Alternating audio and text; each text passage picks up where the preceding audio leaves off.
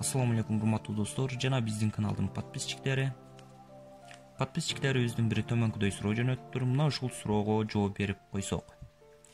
Теңдемени чыгар. X куб минус 5x квадрат плюс 6x барабар 0 теңдемесини чыгарышыбыз керек экен. Анда эмесе.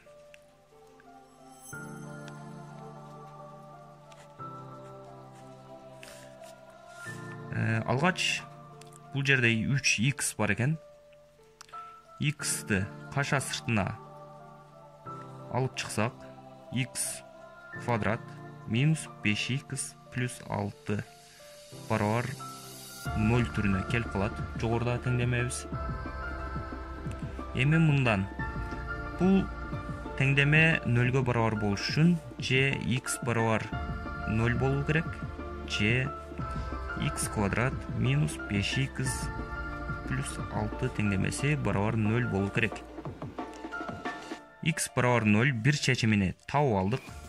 Эми экинчи теңдемени чыгарып көрсөк. Бул квадраттык теңдеме экен, андыктан алгач дискриминантын табабыз.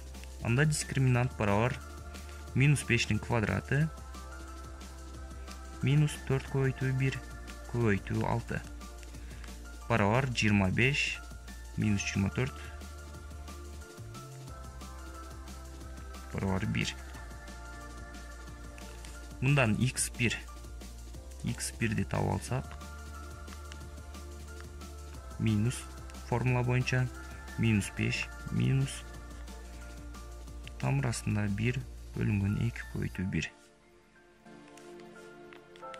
5.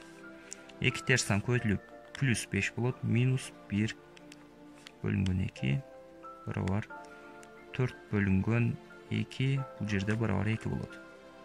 x2 барабар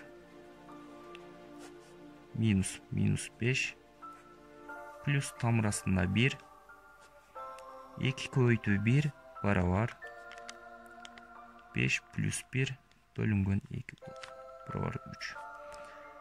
Демек, бул x1 чечимин таптык, x2 чечимин да таптык, ал эми бул x3 үчүнчү чечим болот.